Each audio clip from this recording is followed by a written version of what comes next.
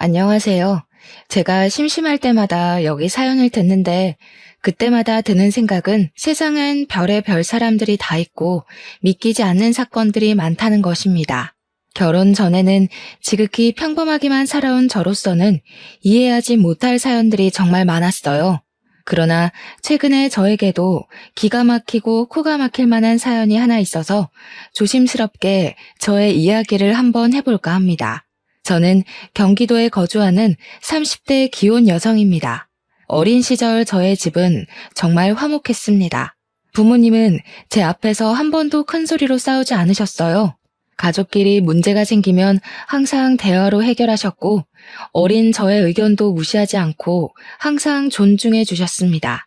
이렇게 부모님의 사랑을 듬뿍 받고 자라서인지 저는 마음속에 그늘 하나 없이 성적이 우수하고 교우 관계도 좋은 즐거운 학창 시절을 보냈어요.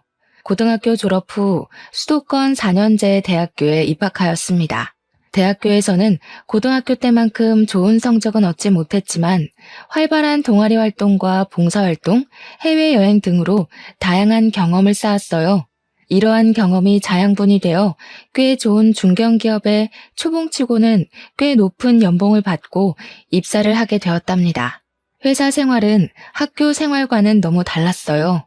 저는 제가 긍정적이고 뭐든 잘할 수 있는 사람이라고 생각했는데 생각보다 저는 너무 작고 여린 사람이더군요. 제가 입사한 지 3달이 되었을 때 어이없는 실수로 팀장님한테 크게 혼이 났었어요. 저 자신도 제 실수가 용납되지 않아서 자존감이 바닥을 치고 있는데 같은 부서의 남자 대리님이 오늘 퇴근 후 저에게 저녁을 사겠다고 하시더라고요. 대리님은 저와 같은 대학교 출신이었는데 거래처에서 스카우트 제의가 많이 있을 만큼 일을 잘하시는 분이었어요. 그날 퇴근 후 대리님과 함께 곱창집을 갔어요. 그곳에서 대리님은 제게 맥주를 한 잔 건네주면서 대리님 본인의 신입사원 시절 때 이야기를 해주었습니다. 지금은 일을 잘하시는 대리님도 신입사원 때 저 못지않게 팀장님께 정말 많이 혼이 났더군요. 그 이야기를 들으니 저만 엄청 못하는 것은 아니라는 생각에 안심도 되고 혼났다고 주눅만 들 것이 아니라 그 과정에서 열심히 배워야겠다는 생각이 들었답니다. 그날 후로 저는 대리님의 옆에서 많은 것을 배울 수 있었어요. 그리고 우리는 친해져서 평일이 아닌 주말에도 종종 연락해서 사적인 대화도 많이 나눴습니다. 점점 연락을 주고받는 횟수가 많아지고 회사 밖에서 개인적으로 만나는 시간이 늘어나면서 대리님이 점점 궁금해졌어요. 대리님 역시 그런 제가 싫지는 않았는지 저의 연락이나 만남을 피하지 않았고 그러다가 자연스럽게 연인 관계로 발전을 하게 되었습니다.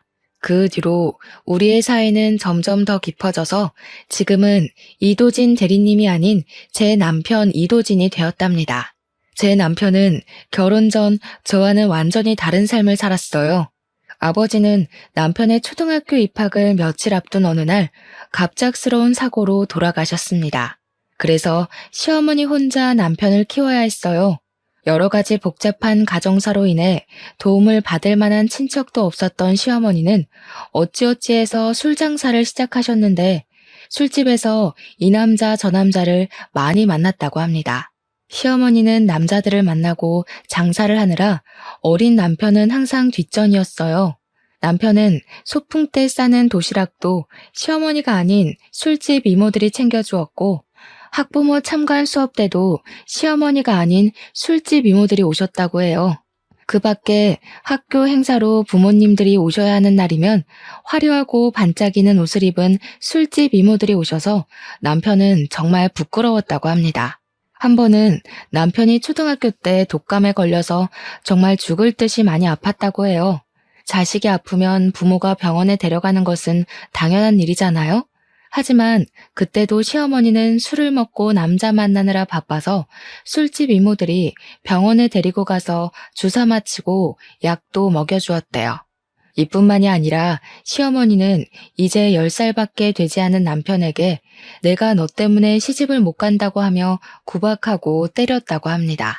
그러다가 중고등학교가 되어 혼자서도 잘 다닐 수 있는 나이가 되었을 때부터는 아예 시어머니가 남편에 관한 관심을 끄고 살았대요. 하루는 이런 집이 너무 싫어서 친구네 집에서 외박하고 왔는데 시어머니는 남편이 집에 없는 줄도 몰랐다고 하더라고요. 이렇게 남편은 어머니의 사랑을 하나도 받지 못하고 자랐지만 그래도 나쁜 길로 새지 않고 똑부러지게 잘 자랐어요. 고등학교를 졸업 후 대학교 갈 때도 자신의 성적보다 낮춰서 전액 장학금을 받고 입학했답니다. 대학교에서도 생활비 한 푼 주지 않아서 식당, 주유소, 과외 등 모든 분야의 아르바이트를 했다고 해요. 남편은 20살 이후로는 시어머니께 용돈은 고사하고 따뜻한 밥상조차도 받아본 적이 없었답니다. 그렇게 자라서 그런지 남편은 시어머니에 대한 정이 하나도 없어요. 남편과 어머니는 서로 연락도 잘하지 않고 남남처럼 지냈습니다. 그래서 저는 남들이 흔히 말하는 시부모로 인한 스트레스는 모르고 살았어요. 그저 저와 남편 둘이서만 아주 행복한 신혼생활을 보냈죠. 다만 한 가지 문제점이 있다면 우리 둘 다 아기를 빨리 가지고 싶었는데 임신이 잘 되지 않았습니다. 병원에서 검사를 해보니 몸에 별다른 이상은 없는데 스트레스를 받거나 피곤하면 임신이 잘 되지 않을 수 있다고 했어요. 사실 결혼 초까지만 해도 저는 회사를 계속 다니고 있었는데 그 당시 제가 중요한 프로젝트를 하게 되면서 스트레스를 많이 받았고 잠도 거의 못 잤거든요. 아마 그래서 아기가 생기지 않았던 것 같습니다. 저와 남편은 많은 대화 끝에 지금은 일보다는 아기를 만드는 것이 더 급선무라는 생각이 들어 저는 프로젝트가 맞춰지는 대로 회사를 퇴사하겠다는 의사를 밝혔어요. 다행히 복지가 좋은 회사라 그런지 사람이 바로 구해져서 2주일 동안 인수인계 후 회사를 관둘 수가 있었습니다. 그 뒤로는 필라테스를 하며 건강한 몸을 만들기 위해 노력하며 살았어요. 저와 남편이 아기를 기다리며 지내던 어느 날이었어요. 회사를 다녀온 남편이 시어머니가 새로운 남자분을 만나 결혼을 한다는 것입니다. 두 분 다 나이 들어서 하는 재혼이니 정식으로 결혼식을 하지는 않고 그냥 친척과 가족, 가까운 지인들만 모여서 식사만 한다고 하셨습니다. 솔직히 저는 이런 시어머니의 행동이 이해가 가지 않았어요. 아무리 나이 들고 하는 재혼이라고 해도 가족들에게 소개도 하지 않고 결혼을 한다고 통보를 하는 것이 좀 그렇더라고요. 이런 부분에 대해 남편에게 이야기했더니 남편은 원래 어머니랑 거의 대화를 하지 않고 살았다면서 그냥 원래 이렇게 남남처럼 살아왔으니 이해해달라고 했습니다. 저는 내심 제게 시아버지라는 존재가 생긴 것에 대해 기대가 되었어요. 흔히들 며느리 사랑은 시아버지라고 하잖아요. 제 주변에 시아버지의 사랑을 듬뿍 받는 친구들이 꽤 있었거든요. 그리고 어릴 때 제가 엄마한테 크게 혼이 났을 때마다 저를 달래주고 엄마는 절대 허락하지 않은 불량식품을 사주셨던 분이 바로 아빠이셨어요. 저는 이런 우리 아빠의 모습을 생각하며 시아버지가 생긴 것이 뭔가 제 편이 생긴 것처럼 정말 좋았답니다. 처음에는요. 시간이 흘러 시아버지를 처음 뵙기로 약속한 날이 되었어요.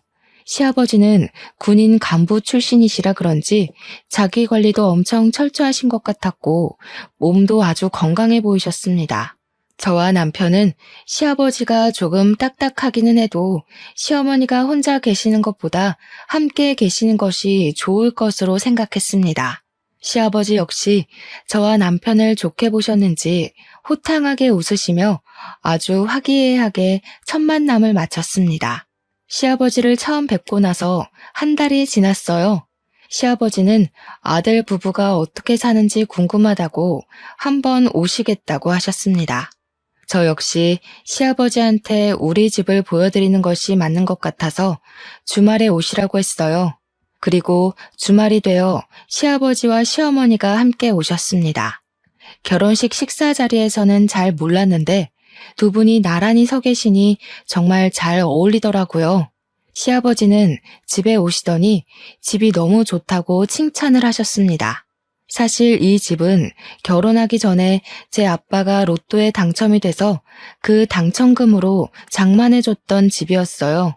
남편과 결혼할 당시 신혼집을 구해야 하는데 저희가 가진 자금으로 마음에 쏙 드는 집을 구할 수가 없었습니다. 시어머니는 절대 지원을 해주지 않겠다고 하시고 친정 부모님께 도움을 받으려면 받을 수도 있었지만 저희는 우리의 힘으로 시작을 해보고 싶었어요. 그래서 그냥 제가 살던 집을 리모델링하고 이곳에서 신혼을 시작했죠. 지금 이 집이 회사 친정과도 가깝고 대형마트, 병원은 물론 각종 편의시설도 다 주변에 있어서 위치상으로는 최적이었거든요. 아파트가 구축인 것이 단점이라면 단점이지만 내부를 다 뜯어고치니 새집 같았습니다. 게다가 방은 3개나 되고 화장실도 2개나 있고 여름에는 시원하고 겨울에는 따뜻하답니다. 시아버지는 시어머니가 정기적으로 다니는 병원과도 가깝고 마트며 뭐가 다 있다면서 너무 좋다고 칭찬을 계속하셨습니다. 저는 시아버지와 대화를 나누다가 점심시간이 되어 식사 준비를 했어요. 집에서 모든 실력을 다 발휘하고 싶었으나 사실 제가 요리를 잘하는 편은 아니라서 메인 요리만 제가 하고 밑반찬은 반찬 가게에서 주문해서 음식을 차렸습니다. 시아버지는 제 상을 보더니 며느리 밥상을 다 받아봐서 좋다면서 이거를 다 제가 준비한 거냐고 물으셨어요. 저는 솔직하게 밑반찬만 반찬 가게에서 샀다고 말씀드렸습니다. 그럼 시애비를 처음 보는 자리인데 직접 음식을 만든 게 아니라 반찬 가게에서 주문해서 한 거야? 직접 한 것도 아니고 조금 실망이구나. 다음부터는 음식 직접 하도록 해라. 아니다. 아까 오는 길에 보니까 이 앞에 요리학원 있던데 내가 등록해 줄 테니 가서 음식 좀 배워. 요새는 집에서 밥 많이 안 먹어서 차라리 반찬 가게에서 사는 게 더 비용도 저렴하고 이득이에요. 그리고 이 사람도 집에서 이것저것 하고 있어서 요리 배울 시간 없습니다. 시아버지는 제게 실망한 표정을 지으며 요리를 잘하지 못하면 배우라고 하셨어요. 남편은 요리학원에 다닐 시간 없다고 이야기해 주었지만 저는 솔직히 요리에 관심은 있는데 손맛이 없어서 한번 배워보고는 싶었습니다. 그래서 시아버지한테 요리를 배워볼 테니 요리학원을 등록해달라고 했어요. 지금 생각해보면 그때 괜히 이런 말을 해서는 안 되는 거였는데 눈치가 없던 저는 요리학원을 등록해주신 시아버지께 너무 감사하며 이런 게 바로 며느리 사랑이라고만 생각했었네요. 그리고 며칠이 지났어요. 요리학원을 마치고 집에 가는데 시아버지가 저한테 전화해서는 자신에게 아들과 며느리가 생겼으니 함께 정을 나누며 살고 싶다고 하셨습니다. 솔직히 남편이 시어머니와 돈독한 정이 있는 것도 아니고 시아버지는 이제 막 안 사이인데 같이 살면 얼마나 불편하겠어요. 게다가 저는 아기를 준비한다고 집에서 쉬고 있는데 만약에 같이 살면 저는 시부모님과 하루 24시간 내내 붙어 있어야 했습니다. 우리 부모님도 아니고 시부모님과 온종일 같이 있을 생각하니 정말 생각만 해도 숨이 턱턱 막히더라고요. 일단 남편과 이야기를 해보겠다고 하고 전화를 끊었습니다. 그리고 그날 저녁 퇴근한 남편에게 시아버지가 같이 살고 싶다고 하시는데 남편은 어떻게 생각하는지 물어봤어요. 남편 역시 저와 같은 말을 하더라고요. 우리는 시부모님과 절대 같이 살지 못한다고 하고 시아버지는 그 뒤로도 종종 우리와 같이 살고 싶다고 하셨습니다. 하루는 주말에 남편과 집에 있는데 시아버지한테 전화가 왔어요. 지금 접촉사고가 나서 병원에 입원해 있다는 것이 아니겠어요? 우리는 깜짝 놀라 시아버지가 알려주신 병원으로 달려갔습니다. 그런데 시아버지와 시어머니는 병원복만 입었지 아주 잘 걸어 다니시고 멀쩡해 보이셨어요. 상황을 들어보니 경차가 뒤에서 살짝 박았는데 지금은 아픈 것은 없지만 교통사고 후유증이 있을 수도 있어서 이참에 검사를 다 해보겠다고 입원해 계셨던 것이었습니다. 저와 남편은 큰 사고가 아니라서 정말 다행으로 생각했어요. 그리고 주말이 지나 월요일이 되었습니다. 남편은 출근하고 저는 혹시나 하는 마음에 시부모님이 입원해 계시는 병원에 갔어요. 병원에 도착하니 부모님은 각종 검사를 하고 계셨는데 아주 건강하셨고 그냥 근육이 놀란 정도라서 별일 없으면 일주일 후에 퇴원해도 되겠다고 했어요. 그 후 일주일 동안 저는 집에서 병원을 왔다 갔다 하며 시부모님 상태를 확인했는데 병원 밥도 잘 드시고 두 분이 산책도 자주 하시며 아주 건강해 보이셨습니다. 다행히 별탈 없이 일주일 후에 두 분은 퇴원했고 그날이 주말이라 남편과 저는 시부모님을 모시고 일단 우리 집에 왔습니다. 그런데 시아버지가 노인네 둘이서만 집에 있으면 언제 또 어떻게 아플지 모르니 이 집에서 당분간 있겠다고 하시는 게 아니겠어요? 그러면서 병원에서는 멀쩡해 보였는데 갑자기 허리와 다리가 아프고 온몸이 다 쑤신다고 하시는 겁니다. 저는 솔직히 정말 싫었지만 그래도 나이 드신 분이 이러시는데 지금 당장 나가라고 할 순 없잖아요. 그래서 저와 남편은 마지못해 며칠만 집에 계시라고 했습니다. 그 뒤로 우리는 시부모님을 모시고 아주 불편한 생활을 시작했어요. 시아버지는 오랜 세월 군인 간부로 생활해서인지 직접 하는 것보다는 명령하는 것이 익숙하시고 뭐든 칼같이 해야 했습니다. 일단 매일 6시면 TV와 온 집안에 불을 켜며 가족들을 모두 다 기상시켰어요. 삼시세끼 식사는 기본이고 식사 때마다 새 밥에 새 반찬에 각 끓인 국이 필요했습니다. 솔직히 저 혼자 있으면 그냥 대충 라면이나 비빔면을 먹을 수도 있었지만 시부모님이 계시니 그러지 못하겠더라고요. 제가 너무 힘들어서 반찬 가게에서 사오기라도 하는 날에는 시아버지 본인이 요리 학원도 등록해줬는데 아직도 음식을 못하냐면서 불호령이 떨어졌어요. 간이 조금이라도 맞지 않으면 짜다, 싱겁다는 이유로 다시 음식을 해오라고 하셨습니다. 저는 그 덕에 밥을 제때 함께 먹을 수가 없었답니다. 그리고 평소에도 물을 드시고 싶으면 직접 부엌에 가서 물을 드시면 되잖아요. 시아버지는 꼭 물을 가져오라고 시키셨습니다. 하루는 너무 짜증이 나서 제가 못 들은 척하고 그냥 있었거든요. 그랬더니 정말 5분이든 10분이든 끝까지 떠오라고 하셨습니다. 또 엄청 깔끔을 엄청 떨어서 매일 청소를 하지 않으면 난리가 났어요. 게다가 일주일에 한 번씩은 흰 장갑 끼고 냉장고 위나 서랍장 뒤를 훑으셨는데 그때 먼지가 나오면 잔소리 폭탄이 떨어졌습니다. 이런 먼지를 누가 다 먹냐며 우리가 생활하면서 다 먹는 거라고 하시면서요. 그리고 뭔가 성질이 날 때는 꼭 거실 서랍을 한 번씩 다 뒤집어서 정리를 시키셨습니다. 신발과 수건도 무조건 정확한 각오로 정리되어 있어야 했죠. 조금이라도 흐트러진다면 사람이 정신 상태가 글러먹었다면서 잔소리를 그렇게 해댔죠. 그런다고 시아버지가 하는 것도 아니에요. 무조건 제가 다 해야 했죠. 만약에 하지 않는다면 온종일 쫓아다니면서 잔소리를 하셨답니다. 이런 생활이 너무 답답해서 남편이 출근과 동시에 집을 나가려고도 했고 회사를 다시 구하려고 했지만 갓 결혼하고 임신 준비 중인 저를 채용하려는 회사가 없더라고요. 그런다고 매번 나가 있자니 돈도 돈이었고 마땅히 갈 곳도 없었습니다. 친정에 가 있을까도 생각했지만 매일 가면 부모님이 걱정하실까봐 그러지도 못했네요. 그리고 시아버지는 밤 10시가 되면 주무셔야 한다고 불을 꺼버렸습니다. 근데 밤 10시 이후에 재밌는 TV 프로그램이 정말 많잖아요. 그래서 남편과 제가 같이 TV를 보고 있으면 시아버지는 저희한테 성질을 엄청 내셨습니다. 하루는 너무 화가 난 남편이 이제 몸 괜찮아지셨으면 이 집에서 나가라고 했어요.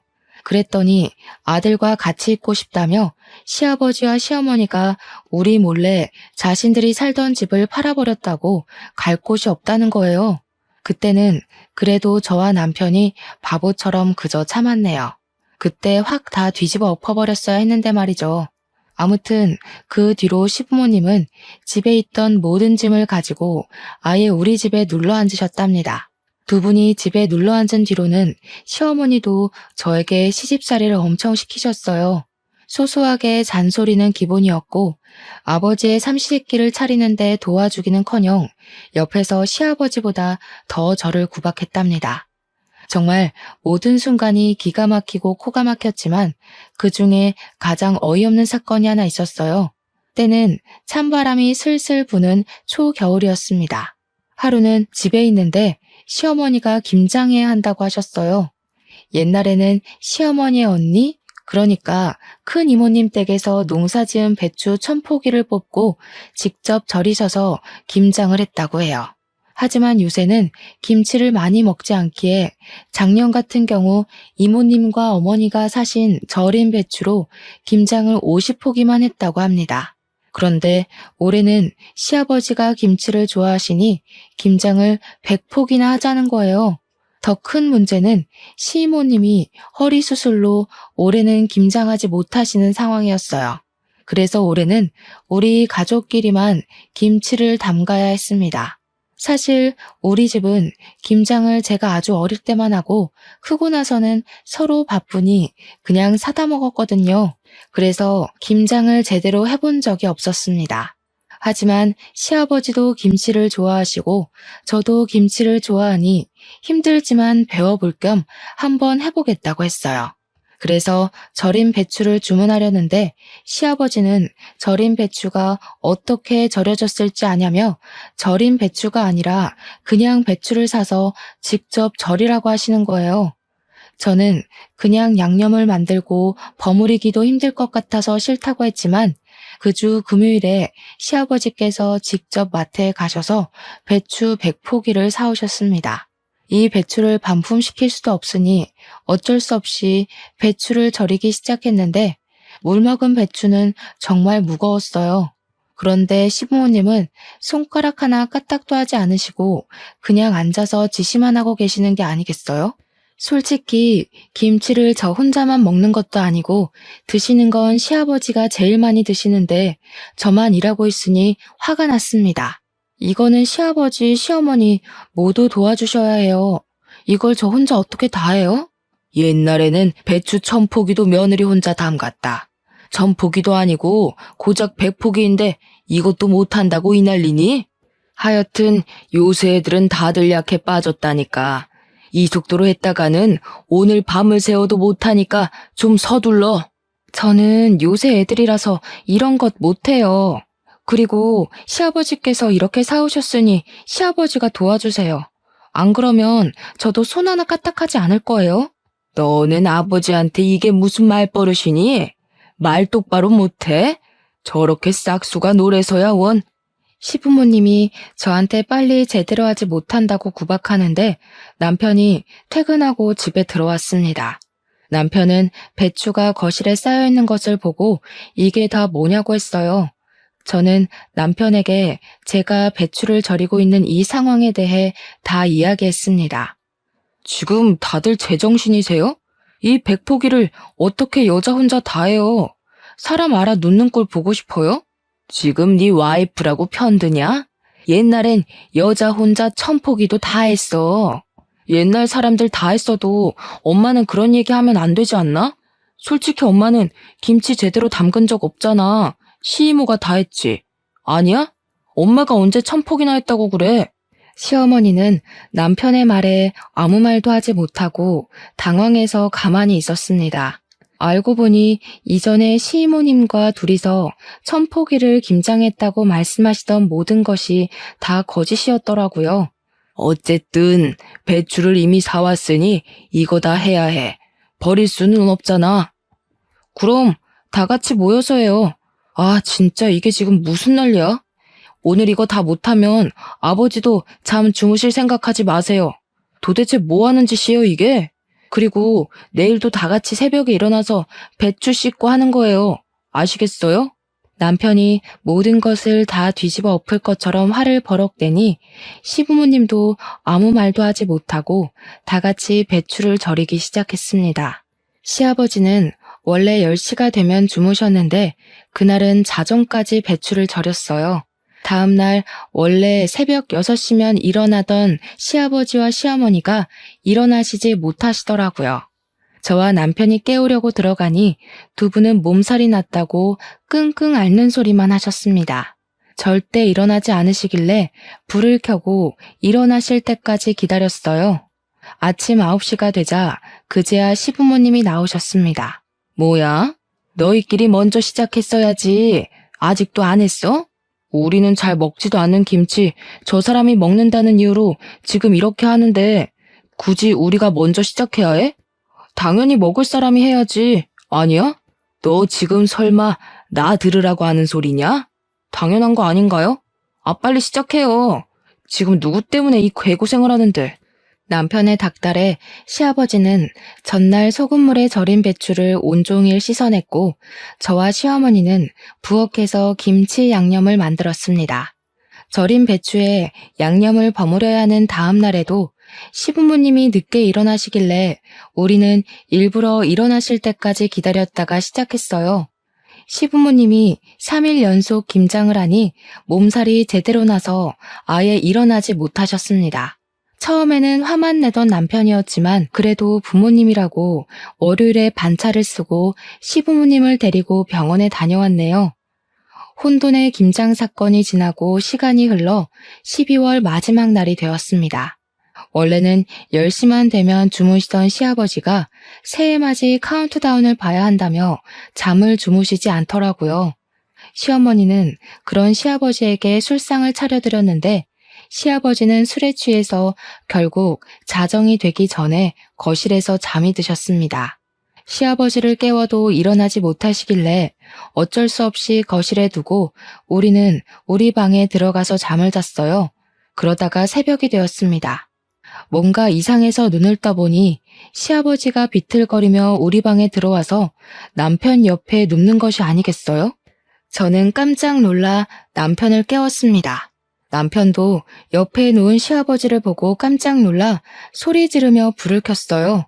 아버지, 지금 이게 뭐 하는 짓이에요? 잠결에 모르고 여기 왔다. 이게 그렇게 화낼 일이야? 성인 부부의 침실에 이렇게 함부로 막 들어오시면 어떡해요? 당장 나가요, 나가. 우리 방에서 큰 소리가 나자 시어머니도 주무시다 깨셔서 오셨어요.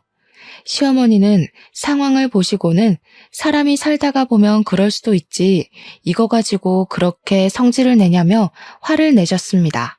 어머니, 솔직히 혈연관계도 아닌 시아버지가 이 새벽에 부부 침실에 막 들어오시는 게 말이 돼요? 아무리 잠결에 술김이라고 해도 그렇지 너무 불쾌해요. 뭐? 불쾌? 너 말 다 했어? 그게 시애비한테 할 소리야? 당연한 거 아니에요? 시아버지가 잠자는 방에 들어오는데 좋아할 며느리가 세상 천지에 어딨어요. 이제 조심 좀 해주세요. 이게 지금 보자 하니까 내가 그렇게 우습냐? 도대체 왜 내 말을 듣지 않는 거야? 남편은 시아버지께 당장 이 방에서 나가라고 큰 소리를 쳤습니다. 그날 저는 너무 놀란 마음에 잠을 한숨도 자지 못했어요. 하지만 다음 날도 어김없이 시부는 6시에 나를 깨워서 밥을 달라고 했고 저는 피곤한 몸을 이끌고 나와 어쩔 수 없이 떡국을 끓여야만 했습니다. 그러다가 결혼 후 처음으로 맞이하는 명절이 되었어요. 저는 시어머니께서 알려주신 대로 과일과 간단한 음식 몇 가지만 올라간 간소한 차례상을 차렸습니다. 그런데 시아버지가 무슨 차례상이 이렇게 간소하냐며 새로 장을 봐서 오셨어요. 그러면서 음식을 이것저것 시키시더라고요. 시아버지가 시키신 음식을 다 하려면 지금부터 밤을 새워도 시간이 부족한 상황이었어요. 제가 이것은 오늘 내로 절대 하지 못한다고 말씀드리니 시아버지는 밤을 새워서라도 다 해놓으라고 하셨습니다. 그래서 그럼 제가 도와달라고 하니 시어머니는 어른이니까 쉬라고 하시고 남편은 남자니까 음식을 하면 안 된다고 하셨어요. 그래서 저를 도와줄 사람이 아무도 없으니 혼자서 다 하라는 게 아니겠어요? 시아버지 억지에 남편이 성질나서 남편이 시아버지에게 따지고 결국 남편과 시아버지는 또 싸웠습니다.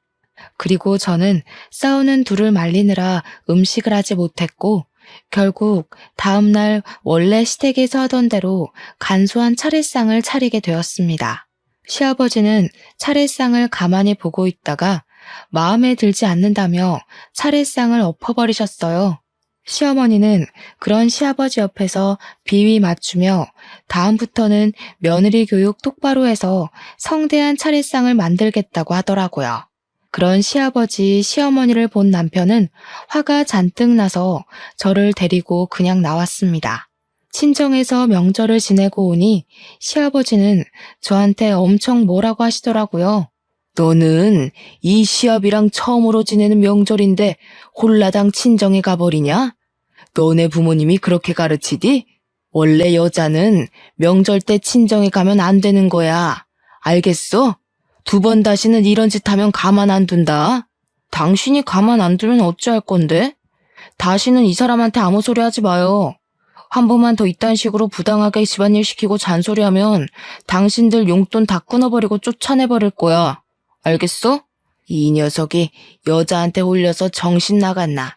어른한테 말 똑바로 못해? 그리고 며느리 너 아버지 말씀 잘 새겨들어. 어디서 명절 때 여자가 친정을 가려고 그래? 한 번만 더 친정에 가려고 했다가는 나한테 쫓겨날 줄 알아. 제가 이 집에서 왜 쫓겨납니까? 이 집의 주인은 어머니가 아니라 접니다. 저희가 마음에 안 드시면 부모님이 나가세요. 시아버지는 명절 때 며느리 교육을 핑계 삼아 저에게 시집살이를 시키려고 했지만 남편 덕분에 아무것도 아버지의 생각대로 이뤄지지 못했답니다. 그렇게 시끌벅적한 명절 연휴가 끝났어요. 그런데 시아버지가 웬일로 새벽 6시에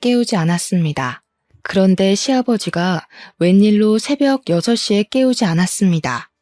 남편과 저는 시아버지가 오시고 나서 처음으로 아침 7시 반까지 푹 잠을 잘 수가 있었어요. 남편이 출근 준비를 할 때도 밥 달라는 소리도 하지 않고 가만히 계셨습니다. 하지만 남편이 출근하니 그때부터 밥해라, 청소해라 등의 잔소리를 하시기 시작하더라고요. 네 남편이 없을 때는 내가 왕이야. 넌 며느리니까 서열이 가장 미치고.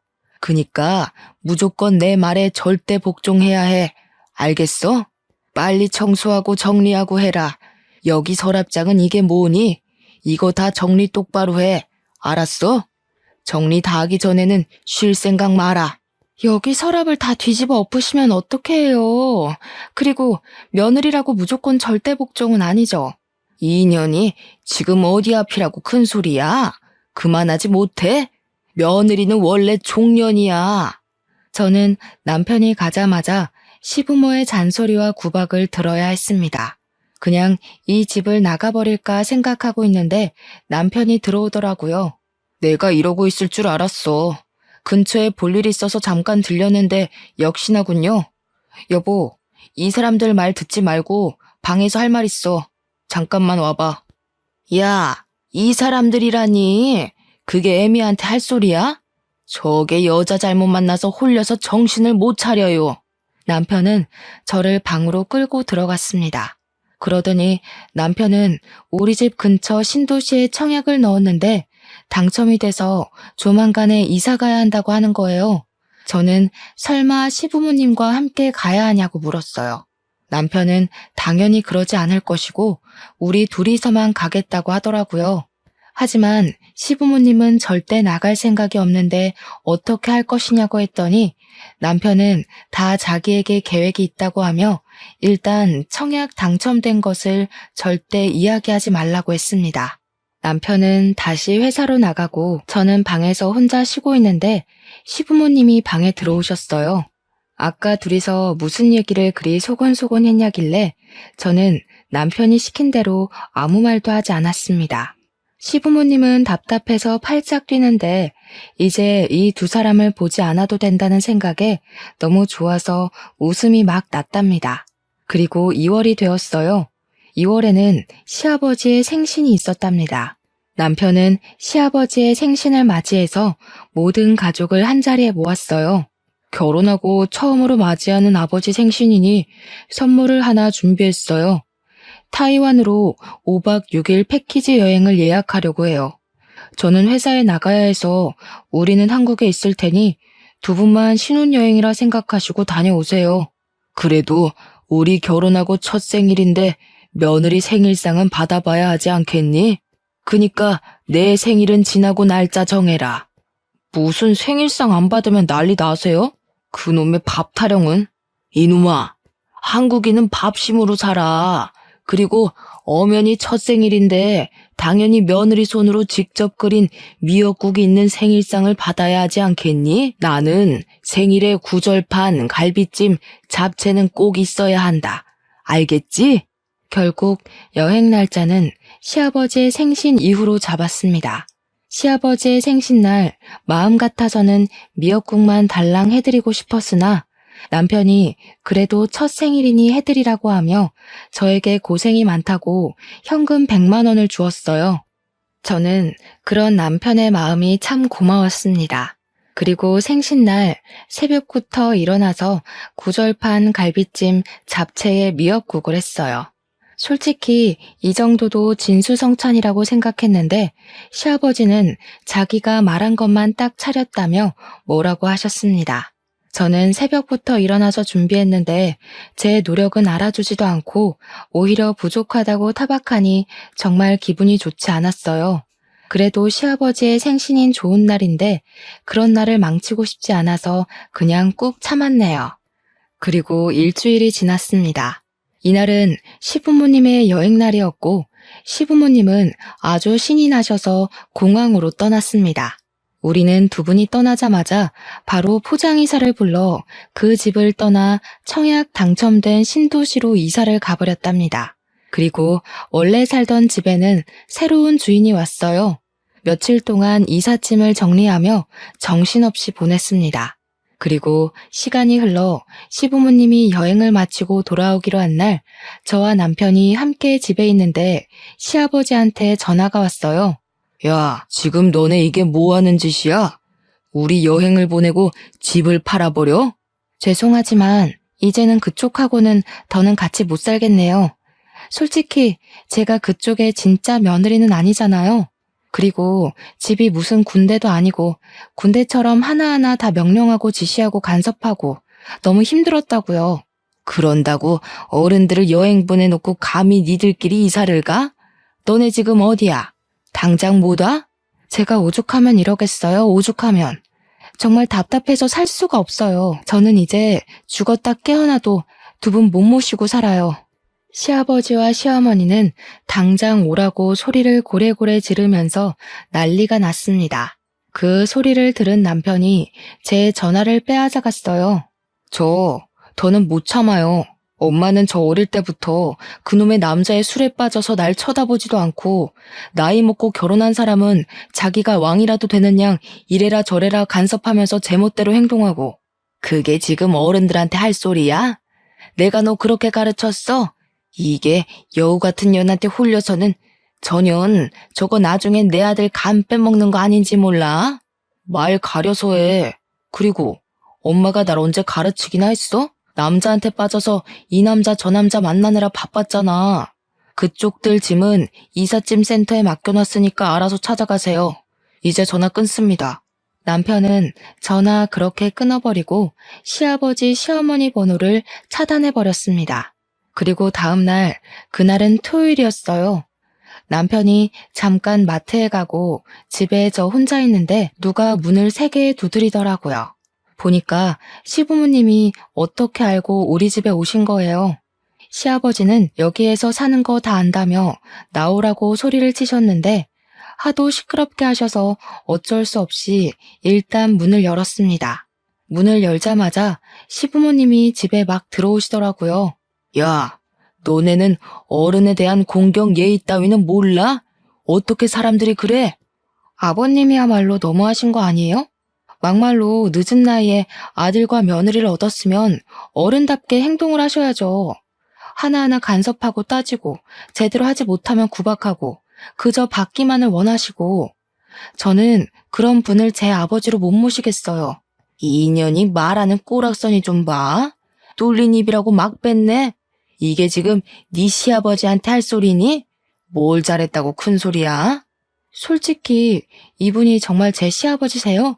아니잖아요. 그저 어머니의 남편일 뿐이지 제 시아버지는 아니라고요. 그리고 어머니도 너무하세요. 그동안 제가 시아버지한테 구박당하고 매일 집안일 할 동안 어머니는 뭐 하셨어요? 옆에서 그저 시부 말 잘 들어라. 며느리는 이래야 한다. 그러는 어머니는 며느리 시절 때 그렇게 하셨나요? 내가 시부모님과 한창 싸우고 있는데 남편이 마트에서 돌아왔습니다. 남편은 집에 계신 시부모님을 보고 깜짝 놀라며 이 집은 어떻게 하셨냐고 물었습니다. 썩을 놈, 어떻게 어른들을 그렇게 내쫓을 생각을 해? 당연히 아들이면 모시고 살아야지. 나는 뭐 핏줄도 아니니 그렇다 치고 네 엄마는 잘 모셔야 하지 않겠어? 널 그래도 이 정도로 키워놨는데 말이야. 저는 솔직히 말해서 엄마 손에서 크지 않았어요. 저는 술집 이모들 손에 컸지 엄마의 도움, 보살핌 한 번 받은 적 없다고요. 제가 아팠을 때 병원에 데려간 사람도 엄마가 아니라 술집 이모들이었어요. 오히려 맨날 엄마는 어린 저한테 너 때문에 새로 시집 못 간다고 구박하고 이유 없이 때렸다고요. 그런 엄마를 내가 지금 꼭 모셔야 해요? 난 못해. 다들 이 집에서 나가요. 엄마가 죽든 말든 난 신경을 안 쓸 테니까 다시는 찾아오지 마요. 한 번만 더 오면 그대로 해외로 떠버릴 테니까 그렇게 아세요. 남편은 자신이 그동안 속에 있던 말을 다 쏟아내고 시아버지, 시어머니를 그 집에서 쫓아내버렸습니다. 그 뒤로 한 달 정도가 지났습니다. 모르는 번호로 전화가 오길래 택배인가 싶어서 받았는데 시어머니더라고요. 너 이 시애비 비위 맞추기 왜 이렇게 힘드니? 내가 이 나이 먹고 셔츠 다리고 매번 다른 반찬 하는데 죽을 맛이다. 젊을 때도 하지 않던 시집살이를 남편한테 하고 있단다. 어머니, 제가 시부모님과 함께 살 때 제가 했던 것들이네요. 어차피 어머님이 선택한 남자 아닌가요? 제가 그때 힘들게 집안일 해드렸던 거 잊으셨어요? 얘야, 제발 살려다오. 진짜 내가 이런 남자였으면 만나지도 않았을 거다. 이 나이에 아들한테도 안 해준 반찬을 만들려고 시장을 몇 번씩이나 왔다 갔다 하는 것인지 안 그래도 안 좋은 허리가 굽게 생겼다. 그건 제 알 바 아니고요. 더 징징대시면 남편한테 다 말할 거예요. 그리고 어머님, 번호 바꾸셨어요? 이 번호 모르는 번호라서 받았는데 이제 이 번호도 차단할 거니까 그렇게 아세요? 물론 남편한테 시어머니한테 전화가 왔던 것은 이야기하지 않았어요. 남편이 저보다 시어머니를 더 싫어해서 제가 전화 받은 것을 알면 난리가 날 것이 분명했거든요. 그렇게 시부모님과 우리의 연이 완전히 끝났답니다. 다른 현명한 분들은 저보다 더 좋은 방법으로 지혜롭게 힘든 상황을 대처해 나가시겠지만 저는 시부모님과 연을 끊는 것이 제일 나은 방법이었습니다. 부디 저희 부부의 선택에 대해 비난은 하지 말아주세요. 그리고 지금 이전에 그렇게 노력해도 생기지 않던 아이가 드디어 생겼어요. 임신 초기라서 스트레스 받으면 절대 안 된다는 의사 선생님의 말씀에 남편이 얼마나 잘해주는지요. 제가 시부모 복은 없어도 남편 복은 확실히 있나 봅니다. 요즘 저와 남편은 뱃속의 아기가 누구를 닮았을지 상상하며 행복한 나날들을 살고 있답니다. 남편은 자신은 비록 부모의 사랑을 받지 못했지만 아기에게는 제대로 된 사랑을 주고 싶다며 육아 공부를 아주 열심히 하고 있어요. 저 역시 부모님께서 제게 아낌없이 주신 사랑을 그대로 아기에게 물려주는 좋은 엄마가 되고 싶네요. 저의 기가 막히고 코가 막힌 사연은 여기까지입니다.